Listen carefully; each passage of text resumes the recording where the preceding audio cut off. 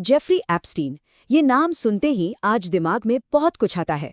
लेकिन घोटालों और आरोपों की खबरों से काफी पहले ये नाम सिर्फ दो चीजों के लिए जाना जाता था: बेहिसाब ताकत और एक गहरा रहस्य। तो सवाल ये है कि ये सब शुरू कहाँ से हुआ? आखिर जेफरी एप्स्टीन ने इतनी दौलत, इतना प्रभाव बनाया कैसे, वो भी तब जब दुनिया उसे एक अपराधी के तौर पर नहीं जानती थी। चलिए आज इसी पहेली को सुलझाने की कोशिश करते हैं।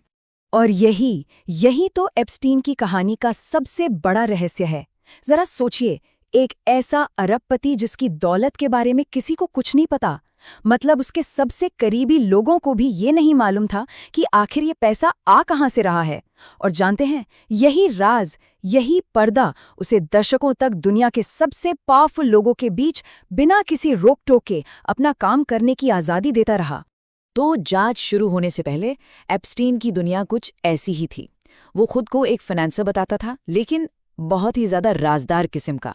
उसका उठना बैठना राजनीति, बिजनेस, एंटरटेनमेंट, मतलब हर फील्ड के बड़े बड़े नामों के साथ था।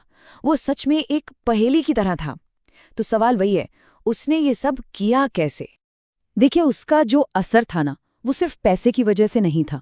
नहीं, उसने बहुत चालाकी से, बहुत होशियारी से अपनी एक इमेज बनाई थी। एक ऐसे शख्स की जो पर्दे के पीछे से सारे तार हिलाता है, जिसके पास कह सकते हैं कि बड़े बड़े लोगों के नेटवर्क की चाबियां हैं। असल में देखा जाए तो उसकी असली ताकत ही उसकी यही गोपनीयता थी। और यहीं पर आकर कहानी और भी ज्यादा अजीब हो जाती है, क्योंकि जब हम एप्स्टीन की शुरुआत को देखते हैं तो वो हैरान करने वाली हद तक मामूली थी। एक ऐसी साधारण शुरुआत जो उसकी बाद की बेहिसाब दौलत से मतलब दूर दूर तक मेल नहीं खाती। और यही वो कॉन्ट्रडिक्शन है, यही वो विरोधाभास है जो सवाल खड़ा करता है कि आखिर कोई इतनी तेजी से इतनी ऊपर कैसे पहुंच गया। जरा इस टाइमलाइन को देखिए। कुछ ही सालों के अंदर एक स्कूल टीचर से सीधा हाई प्रोफाइल फाइनेंसर तक का सफर, ये इतनी इतनी तेज और अचानक हुई तरक्की थी कि उस वक्त भी बहुत से लोग हैरान थे कि भाई ये सब हुआ कैसे। और इससे ये पहेली और भी ज्यादा उलझ जाती है। मतलब सोचिए, एक तरफ है एक टीचर जिसके पास फाइनेंस की कोई फॉर्मल डिग्री नहीं, कोई ट्रेनिंग नहीं, और दूसरी तरफ वही शख्स दुनिया के सबसे अमीर लोगों का पैसा मैनेज करने का दावा कर रहा है। मतलब ये कैसे मुमकिन है? और बस इसी पॉइंट पर आकर हम उस सबसे बड़े सवाल पर पहुंचते हैं जो सालों तक लोगों को परेशान करता रहा। आखिर उसके पास इतना सारा पैसा आया कहां से? और यहीं से असली रहस्य की परतें खुलनी शुरू होती हैं। ये वही सीधा सा सवाल था जिसकी पड़ताल बाद में जर्नलिस्ट्स और इन्वेस्टिगेटर्स ने की।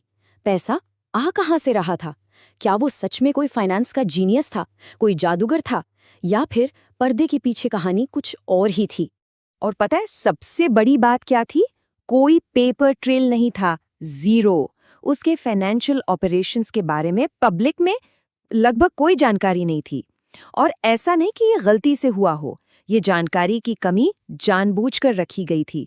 और जाहिर है इसी ने उसके बारे में तरह तरह की अटकलों को और हवा दी। और ये जो रहस्यमयी दौलत थी ना, ये सिर्फ बैंक अकाउंट में पड़े नंबर नहीं थे। नहीं, इस पैसे को जमीन पर उतारा गया था। इसे शानदार प्रॉपर्टीज के एक ऐसे साम्राज्य में बदला गया जिसे हर कोई देख सकता था। और यही आलीशान घर, यही प्रॉपर्टीज उसकी सीक्रेट लाइफस्टाइल का सेंटर थीं। और जब मैं साम्राज्य कह रहा हूं तो इसका मतलब समझिएगा, उसकी दौलत का स्केल सच में चौंकाने वाला था। कैरेबियन में एक पूरा का पूरा प्राइवेट आइलैंड, कई प्राइवेट जेट्स का एक बेड़ा, न्यूयॉर्क और दुनिया की दूसरी महंगी जगहों में आलीशान हवेलियां।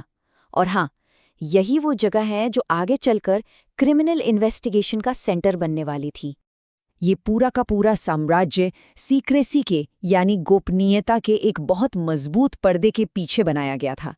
पैसा और रहस्य, इसका ये कॉम्बिनेशन इतना पावरफुल था कि सालों तक बहुत कम लोगों ने इसे चैलेंज करने की हिम्मत की। उसने अपने लिए एक ऐसी दुनिया बना ली थी जहां ऐसा लगता था कि कानून और नियम शायद उस पर लागू ही नहीं होते। लेकिन कोई भी राज हमेशा के लिए राज नहीं रहता। ये पर्दा हटने वाला था। एप्स्टीन की ये दुनिया बहुत जल्द बिखरने वाली थी। हमारी अगली पड़ताल में हम देखेंगे कि कैसे वो संगीन आरोप सामने आए जिन्होंने इस रहस्यमयी फाइनेंसर को हमारे समय के सबसे बड़े और सबसे विवादित क्रिमिनल केस के सेंटर में लाकर खड़ा कर दिया।